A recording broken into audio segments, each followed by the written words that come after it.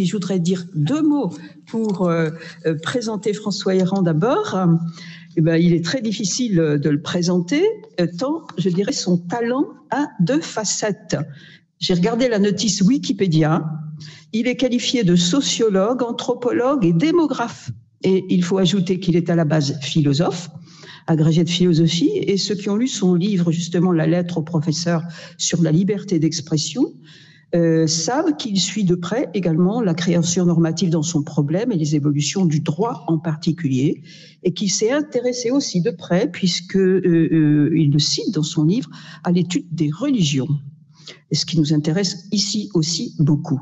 Il a également des talents de linguiste et il avait touché auparavant au domaine scolaire, je le signale, c'est peu connu, en décrivant statistiquement les efforts éducatifs des familles dans une étude faite avec Claude Gissot et Nicole Manon dans une collection de l'INSEE en 1994.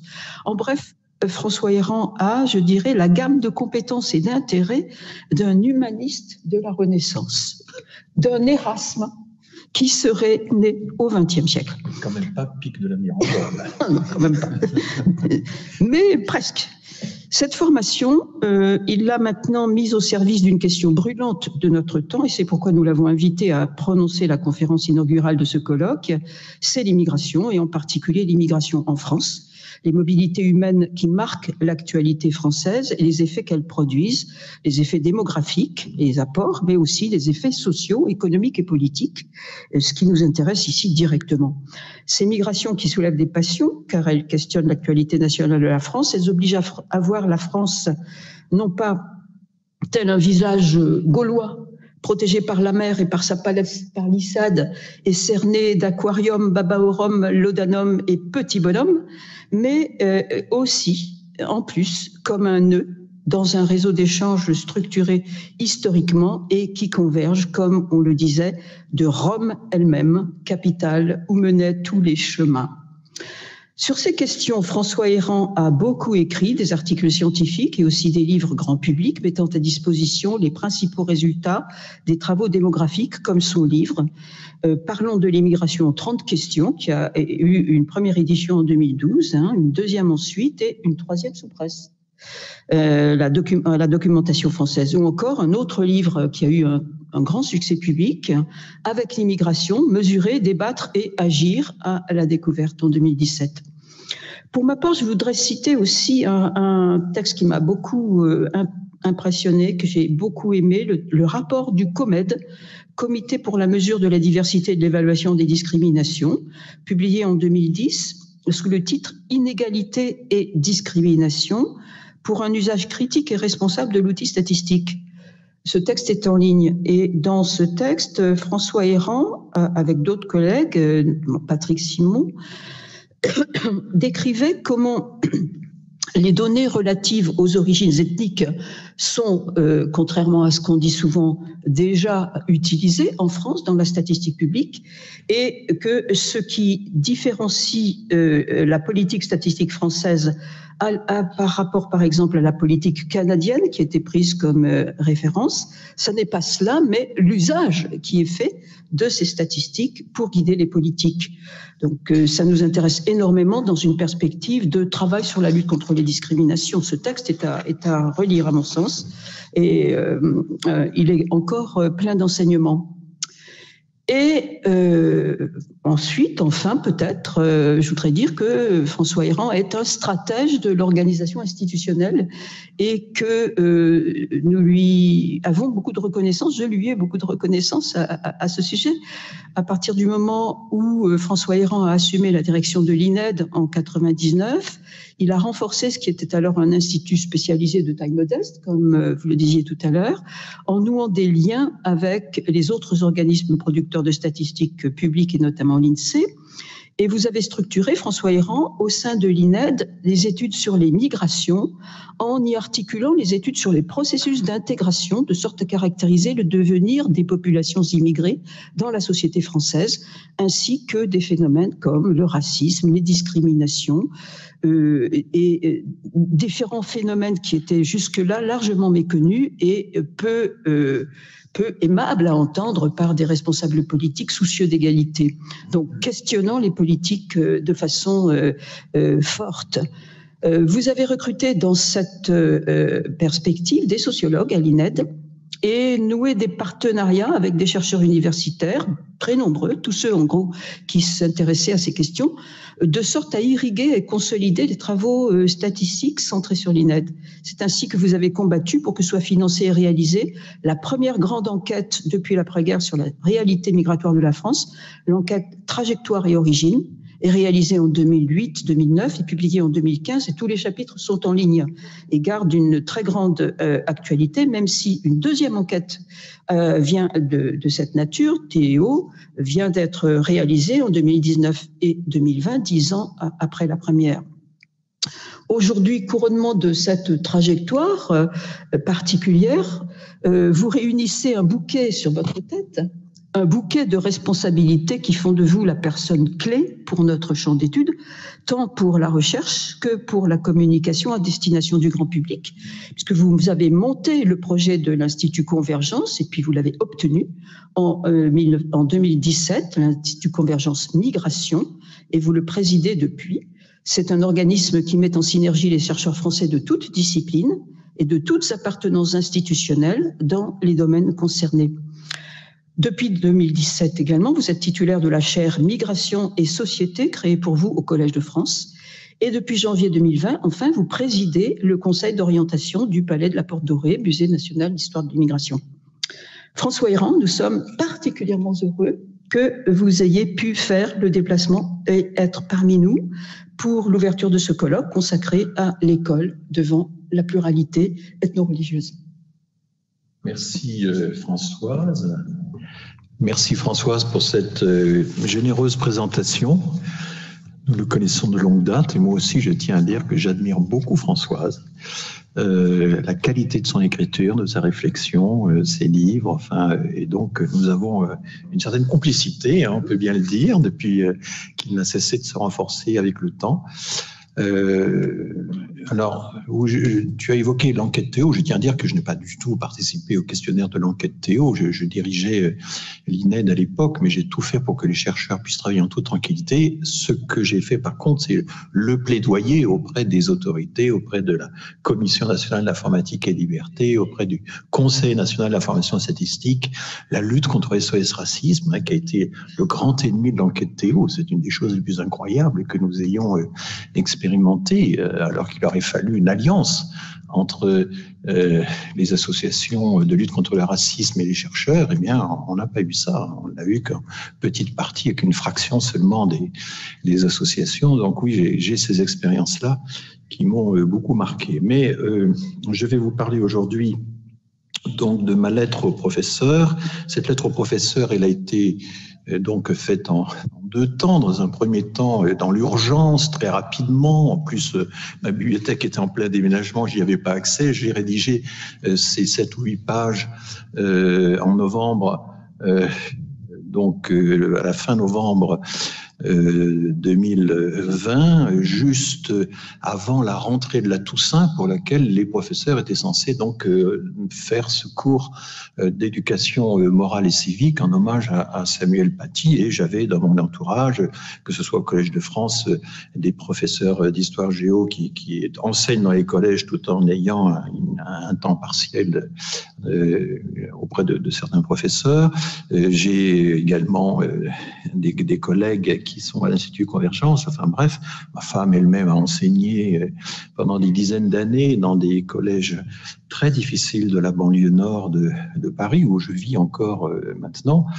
Donc tout ceci m'a fortement sensibilisé et je les voyais, ces professeurs, pris dans des injonctions contradictoires, parce que d'un côté, on leur disait, c'était le discours de Jean-Michel Blanquer, la lâcheté n'est plus de mise, ce qui était interprété aussitôt par les essayistes, les éditorialistes, comme la nécessité absolue d'avoir le courage de montrer toutes les caricatures de Charlie Hebdo sur Mahomet pour exalter la liberté d'expression. C'était la première interprétation. Mais en même temps, dans l'interview du journal du dimanche qui avait précédé la rentrée de la Toussaint, le même ministre, interrogé sur la question de savoir, mais ne croyez-vous pas qu'il faudrait que ces caricatures figurent dans un livret qui serait remis à tous les élèves de France et de Navarre et soit même introduit dans les manuels définitivement, puisque désormais, ça fait partie de l'histoire de France.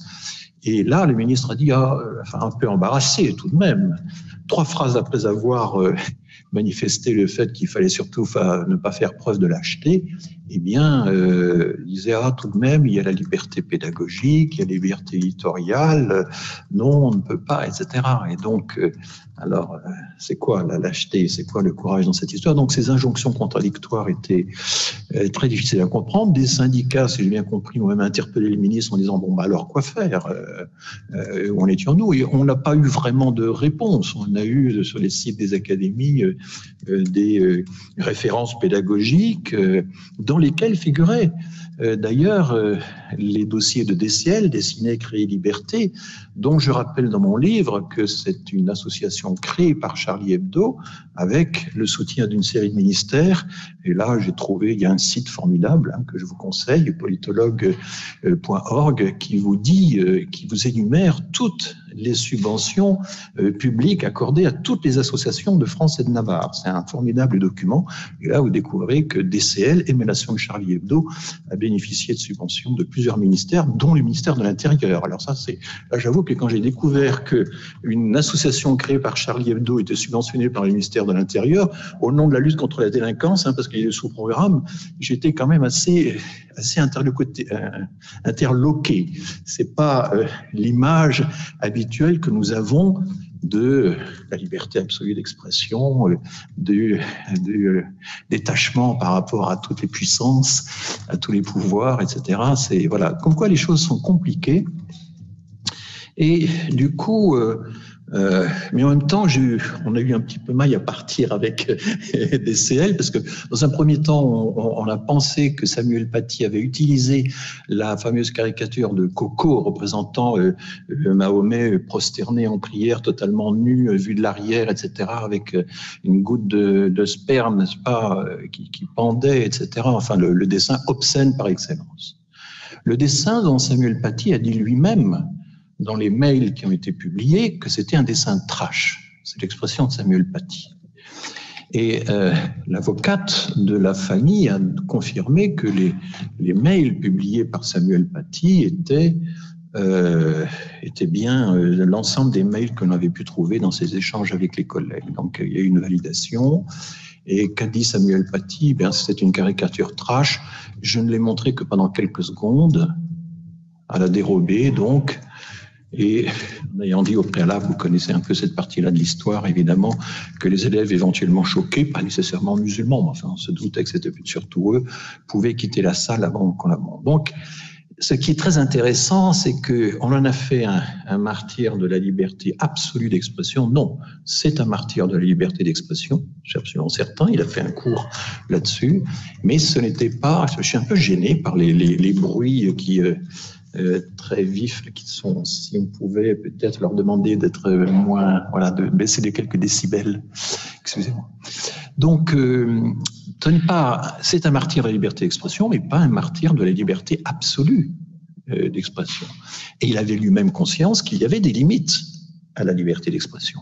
Et l'association DCL, Dessiner, Créer, Liberté, qui nous a reproché d'avoir cru dans un premier temps que c'était elle qui avait livré en quelque sorte ce dessin de Samuel Paty, au fond, nous dit maintenant non, ça n'est pas nous, et a montré aux élèves à travers ces tournées dans toute la France, tournées très dynamiques, très intéressantes, dont beaucoup d'enseignants sont satisfaits, je ne critique pas du tout cet aspect-là des choses, mais au fond, nous dit que finalement, elle a montré toutes les caricatures de Charlie Hebdo, sauf celle-là, ayant conscience apparemment qu'il y avait quand même des limites dans la liberté de la caricature.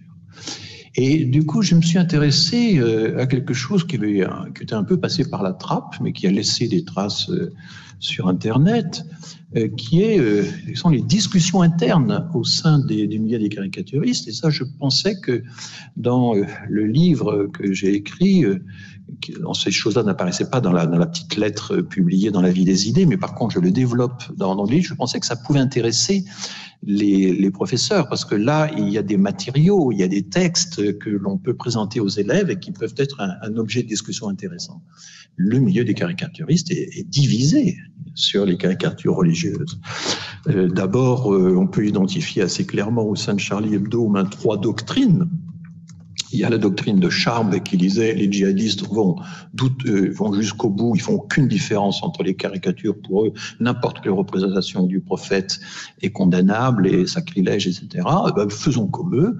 Et Charb faisait un parallèle tout à fait explicite entre le jusqu'au-boutisme des djihadistes et le jusqu'au-boutisme des caricaturistes.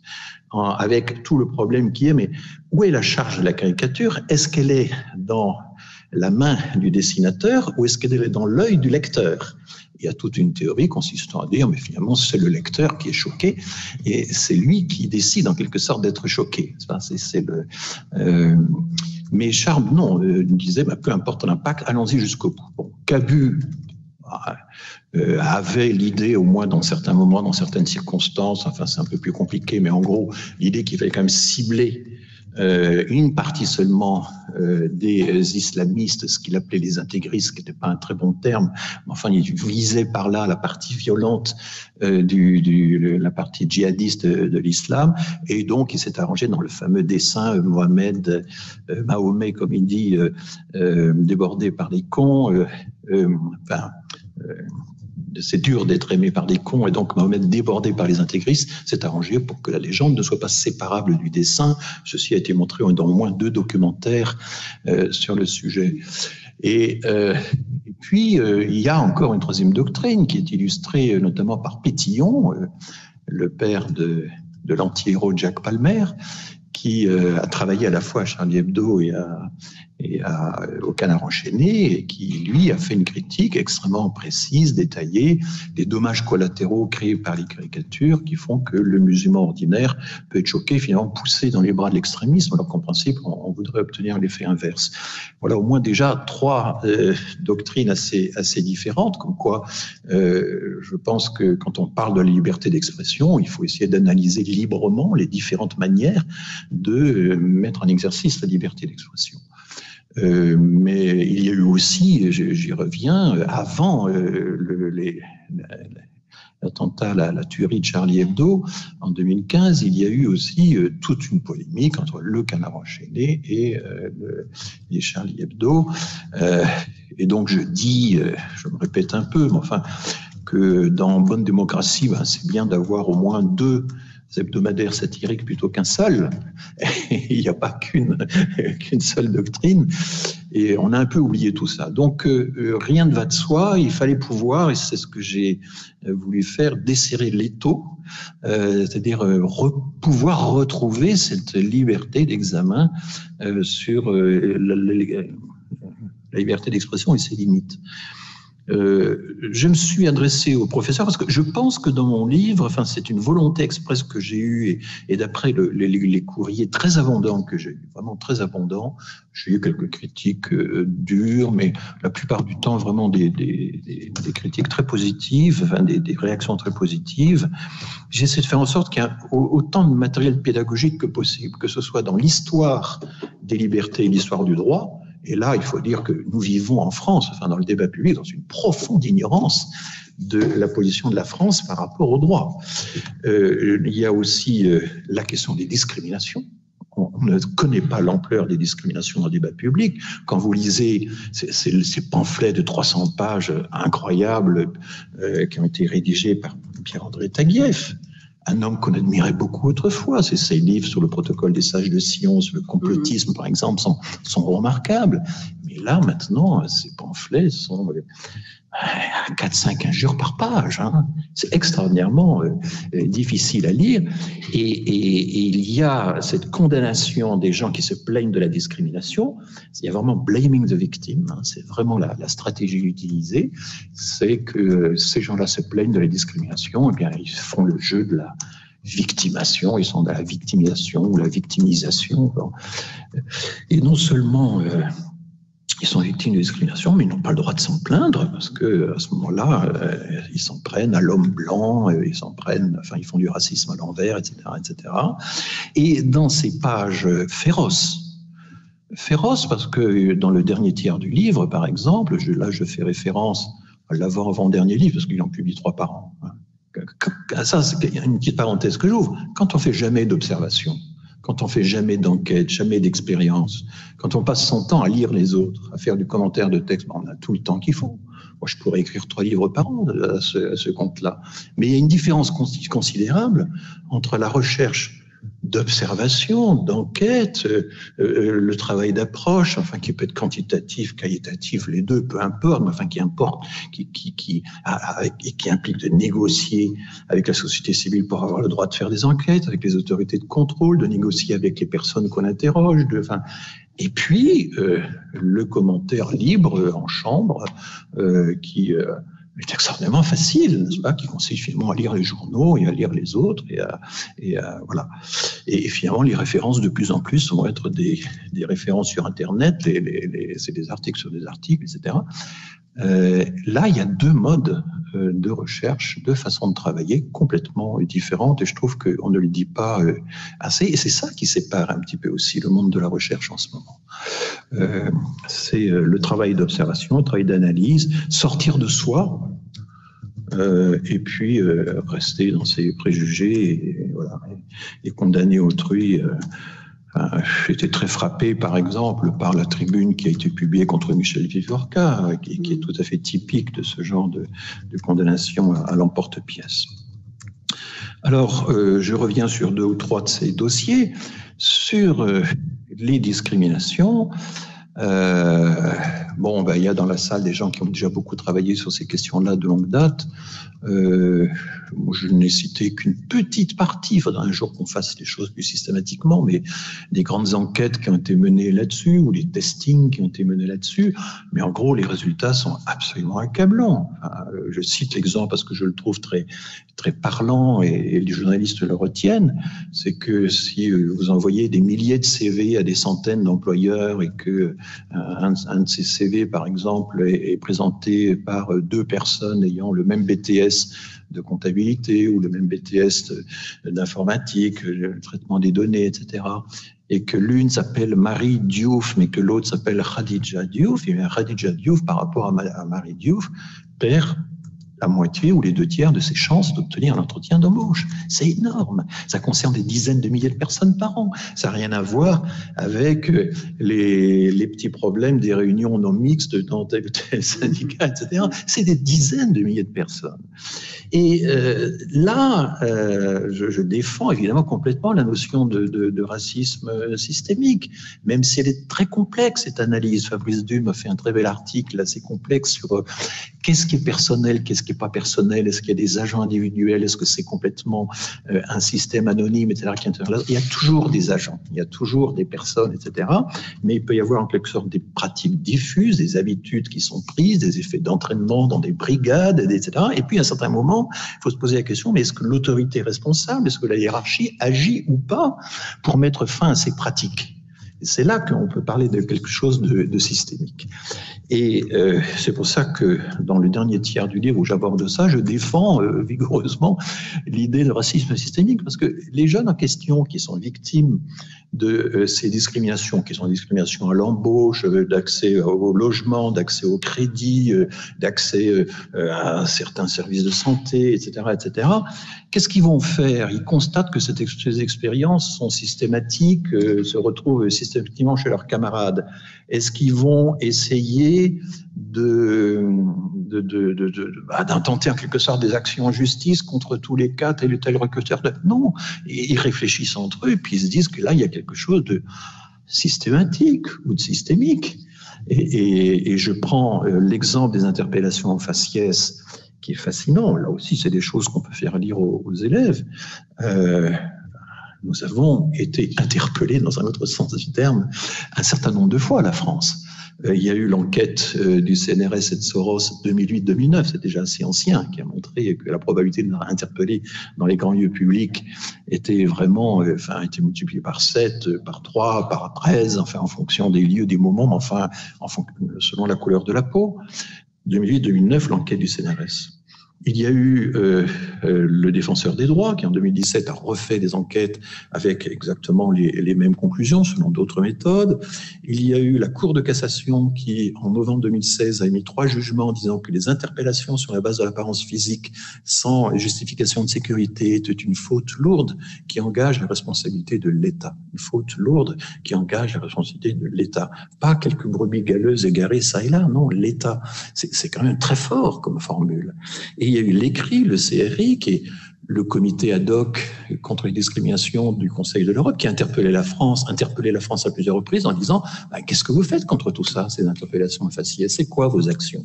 Et la réponse du ministère de l'Intérieur était dérisoire. C'était en gros, on affiche la déclaration des droits de l'homme dans tous les commissariats. C'était un peu de ce type-là, et on fait une demi-journée de formation ou 2 journées de formation aux policiers, mais qui ne répondait absolument pas à la question posée.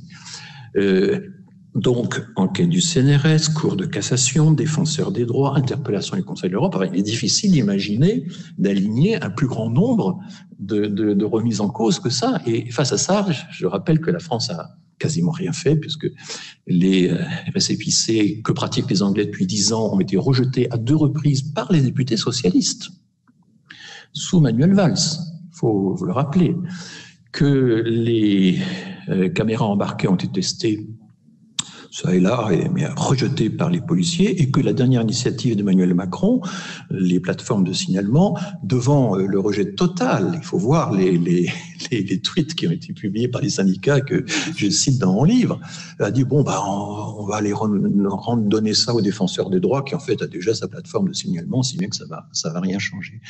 Donc voilà. Alors il y a une autre chose sur laquelle j'ai attiré l'attention, et là, chaque fois que je fais le test auprès des gens que je connais, je m'aperçois que c'est pas du tout connu, mais alors absolument pas. Il y a la Convention européenne des droits de l'homme, 1950, à laquelle a contribué puissamment un grand Français qui est Pierre-Henri Tedgen, qui est à la Convention européenne des droits de l'homme, ce que René Cassin est à la Déclaration universelle des droits de l'homme en 1948. Pierre-Henri Tedgen, premier garde des Sceaux à la Libération, prisonnier de la Gestapo en même temps que son père et ses frères, et son frère évadé, etc., un des premiers alliés à la France libre, un personnage, il était démocrate chrétien, si bien que De Gaulle l'a pas beaucoup aimé, mais bon. Et c'est lui qui a l'idée de la garantie collective. La garantie collective, c'est l'idée que tous les peuples qui vont adhérer au Conseil de l'Europe vont pouvoir garantir à leurs citoyens le droit de présenter un recours individuel. S'il vit dans le pays A, il peut présenter un recours individuel au Conseil de l'Europe, indépendamment du pays d'appartenance. Vous avez aujourd'hui des citoyens de l'Azerbaïdjan qui peuvent s'adresser au Conseil de l'Europe sur cette base-là. Et la Turquie aussi. Et donc, Tedgen a cette idée de la garantie collective. Il est le secrétaire du comité qui va créer tout ça. La Convention européenne des droits de l'homme est signée en 1950. Quand est-ce que la France va y adhérer? Eh bien, pas avant 1974. Au grand désespoir de Tedgen. Et pourquoi? Mais parce qu'il y avait De Gaulle, il y avait la guerre d'Algérie, on avait des dispositions juridiques qui...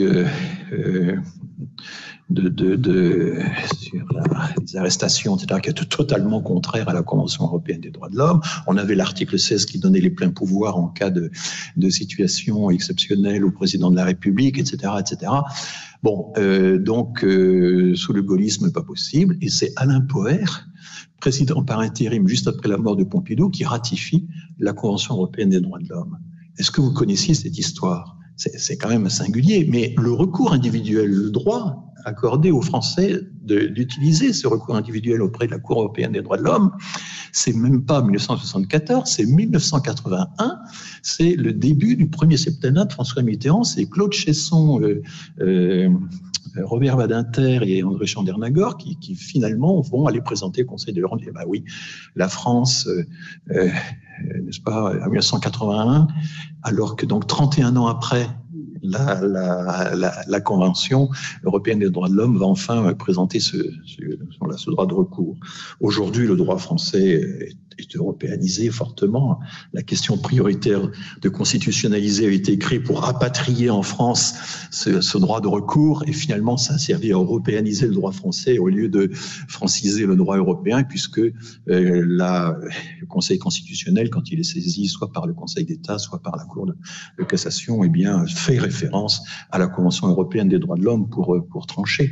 Donc là encore, c'est un des exemples nombreux qu'il y a dans mon livre. Je montre à quel point, tu y as fait allusion, on n'est pas isolé, enfin, on n'est pas autosuffisant. Et dans les questions juridiques, y compris dans les procès des caricatures, le tribunal de Paris cite des passages entiers des jugements de la Cour européenne des droits de l'homme. Je regrette qu'on ait si peu d'enseignement du droit dans les écoles, dans les cours. Alors, c'est en partie parce que les professeurs de droit s'y opposeraient, parce que qui va enseigner le droit si ça n'est pas de vrais juristes? Là, bon, là, il y a un problème évidemment assez fondamental. On peut confier ça à quoi? Aux philosophes, aux historiens. Enfin, ça sera jamais de bons juristes pour les professeurs de droit. Là, on a un problème. C'est comme la médecine, le droit, l'économie. L'économie, on a mis du temps, et encore, la question est de savoir de quelle économie on parle. Donc, oui, nous sommes autosuffisants et nous ignorons cette autosuffisance. Nous sommes systématiquement en retard. Nous avons été systématiquement en retard pour des quantités pour une série vraiment impressionnante d'applications du droit. Un autre exemple, c'est évidemment la lutte contre le racisme, puisque en 1965, il y a la grande Convention internationale de lutte contre le racisme, l'ONU, qui fait ça. Nous refusons d'y adhérer. Et quand vous relisez les journaux de l'époque, l'argumentation consistait à dire « Ah, mais nous ne sommes pas les États-Unis avec les ségrégations, nous ne sommes pas l'Afrique du Sud avec l'apartheid, et nous avons mis fin aux guerres coloniales, donc ça ne nous concerne pas. » C'était ça les arguments. Et quand l'ONU a créé l'année universelle de lutte contre le racisme en 1971, là, la France a été obligée de faire quelque chose, et ça a donné la fameuse loi Pleven qui a modifié la liberté de la presse. Donc là encore, 6 ans de retard pour ratifier la Convention internationale de lutte contre le racisme, toujours parce que nous sommes convaincus que la République est naturellement immunisée contre le racisme, que ces références universelles, unitaires, la protègent en quelque sorte d'office, par nature, n'est-ce pas? Voilà. Mais comme l'a dit, je crois que c'est Boima qui a dit ça, la France est le pays, n'est pas le pays des droits de l'homme, mais le pays de la déclaration des droits de l'homme. Et je trouve que c'est une façon assez simple et claire de dire les choses. Je crois que je suis en train d'épuiser mon temps. Et donc, c'est à partir de ces réflexions-là que j'ai écrit mon livre, en essayant de faire en sorte qu'il puisse y avoir une initiation juridique, une initiation aussi aux sciences sociales. Moi, je suis très frappé, notamment dans la question sur les discriminations.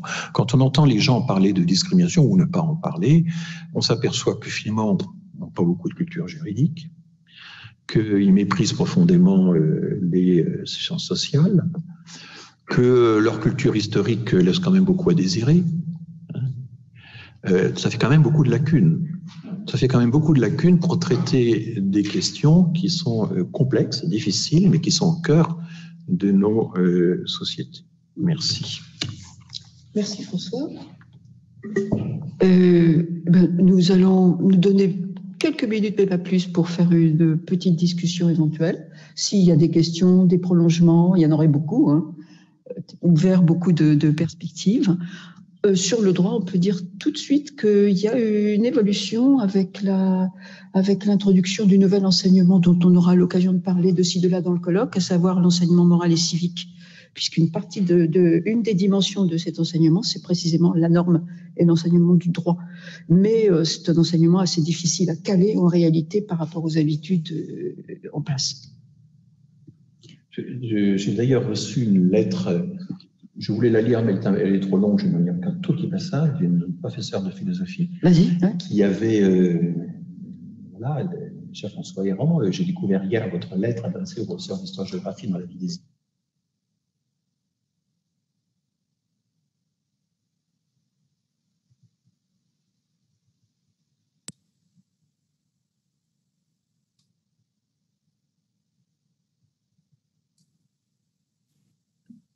Pardon, on n'entend plus?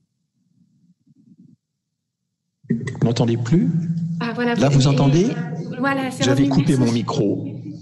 Donc, je dis que j'ai reçu une lettre d'une professeure de philosophie qui enseigne aussi on dit enseignement ou éducation morale et civique? Enseignement moral et civique. Et qui me dit, voilà, j'ai lu votre lettre, etc. Et elle dit, j'ai été frappée d'entendre obstinément présenter le cours litigieux, le cours de Samuel Paty, à l'origine du drame, comme un cours d'histoire, alors qu'il s'agissait d'enseignement moral et civique, EMC. Les historiens universitaires invités à commenter l'événement considèrent comme une évidence que la victime a été visée en tant que professeur d'histoire. Or, rien ne destine uniquement les professeurs d'histoire et géographie à assurer cet enseignement. Il peut être confié à un professeur de français, de CES, de philosophie ou autre. Alors, elle raconte comment dans son lycée, elle a dû lutter contre les professeurs d'histoire et géographie pour avoir la possibilité d'enseigner ça, que c'était le CSJ à l'époque. Et il y a un professeur qui lui a dit, mais tu comprends, moi, si j'ai pas cette demi-heure, puisque son horaire avait été rétréci, eh ben, je peux plus faire de la cartographie à mes élèves. Et le proviseur, voyant ça, a dit, bah, bon, non, on va quand même pouvoir donner à cette philosophe ce cours-là, parce qu'au moins elle va pouvoir enseigner ça. Donc l'auteur de cette lettre me dit, bah, au moins Samuel Paty, il enseignait vraiment, il faisait vraiment de la morale et de l'enseignement moral et civique dans les cours de MC, ce qui n'est pas toujours le cas à cause de ces restrictions d'horaire subies par les professeurs. Et alors, elle me dit, qu'est-ce que l'éducation morale et civique? Il ne s'agit pas de faire de la morale, ni de marteler un catéchisme, fut-il républicain, voilà. Mais comme pourraient le faire croire les pratiques, alors là c'est une critique, de nombre de mes collègues d'histoire qui dispensent à leurs élèves de bons sentiments antiracistes, égalitaristes et anti-extrême droite qui leur demandent pas beaucoup de préparation. C'est ce dont témoignent les élèves qui le vivent comme une purge. Mes enfants en ont mangé pendant leur scolarité en croyant eux aussi qu'il s'agissait d'une heure d'histoire. Bon, là encore, les médias ne nous ont pas éclairés, etc. Et elle dit, ben, c'est une étude, l'EMC est centrée sur l'étude de la citoyenneté. Il s'agit d'étudier les conditions dans lesquelles s'élabore la décision publique en tant qu'elle est conditionnée par l'intérêt général et qui revient à essayer de comprendre les arbitrages qui ont conduit à fixer certaines lois, à rendre certains jugements, à orienter certaines politiques publiques. Ceci de façon tout à fait descriptive. Et si le terme moral figure dans la désignation de ce cours, c'est parce qu'on y analyse les valeurs qui ont guidé ces choix. Elle est pas mal, cette lettre. Hein. On n'appelle pas les élèves à prendre position et à choisir un camp, mais à cerner les contours d'un problème posé par des intérêts contradictoires qui donneront lieu à des compromis. Il ne s'agit pas de céder à la tentation paresseuse du relativisme, on essaie de renseigner la complexité des choses et la compréhension des nuances. Elle me donne toute une série d'exemples qu'elle a donnés de sujets, l'euthanasie, la GPA, le statut de l'embryon, l'eugénisme, le droit de ne pas être né, la régulation des drogues, les scandales de l'hormone de croissance, le Mediator, le sang contaminé, enfin n'en jetons plus, l'interdiction des signes religieux à l'école et bien sûr, depuis 2015, l'affaire Charlie Hebdo, sans oublier les accords internationaux, le réchauffement climatique, etc. Bon. Et donc, dans ce cadre, dit-elle, la liberté d'expression n'est qu'une entrée, illustrant un arbitrage législatif parmi d'autres, vu les nombreuses limites apportées à ce droit. D'ailleurs, nous sommes en général plutôt invités à rendre les élèves attentifs à ces limites, celles de l'incitation à la haine raciale, de la négation des crimes contre l'humanité. Et du jour au lendemain, on entend sacraliser la liberté d'expression alors qu'elle a été longtemps l'objet d'une grande circonspection. Et c'est elle qui m'a dit, mais après tout, on ne sait pas ce que voulait faire Samuel Paty.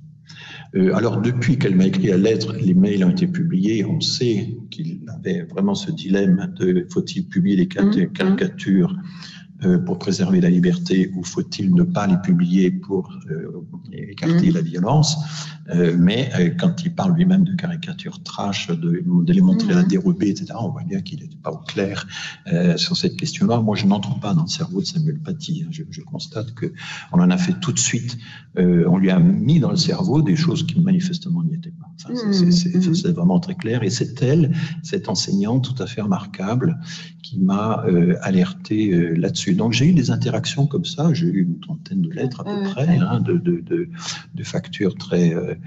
Et juste un dernier passage, jeudi 15 octobre, veille de l'attentat, j'ai proposé à mes élèves de première en EMC des sujets d'exposé du type de la liste ci-dessus.